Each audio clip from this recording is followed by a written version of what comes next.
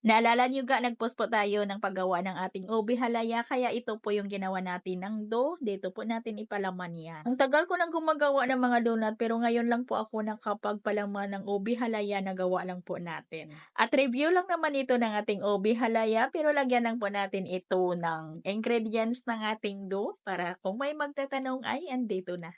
At diretso na 'to, wag na lang po nating pahabain yung ating video kasi marami naman tayo ditong na-upload sa paggawa ng ating dough. Itong mga ingredients natin dito sa ating video screen ay para na lang po ito sa hindi pa nakakita ng recipe ng ating ube dough donut. Pagsamasamahin nyo lang mga ga yung mga ingredients po natin ng ating dough at saka masahin po ninyo. At pakinisin nyo lang ng mabuti ang inyong dough. Yung aking dough na ito ay pinadaan ko po ito sa dough roller machine at pagkatapos ay pinutol ko lang ito sa 30 grams. At itong ube halaya natin na ito po yung pinapalaman natin ngayon ay galing po ito sa chiller. At gumamit ako dito ng quick melt cheese. Pagkatapos ko itong butulin ay diniretso ko naman lang ito nilagyan ng palaman kasi malambot lang naman yung ating dough. At yung plancha po natin ay banyahan lang po natin yan ng shortening.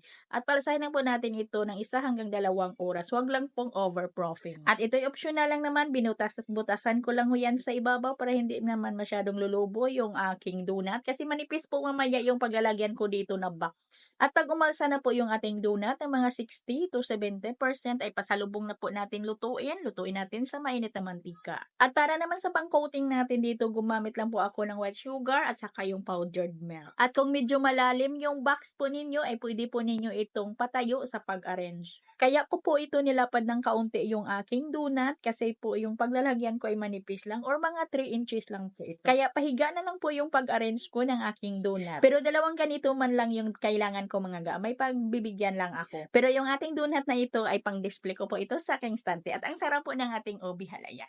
At hanggang dito lang at bye-bye.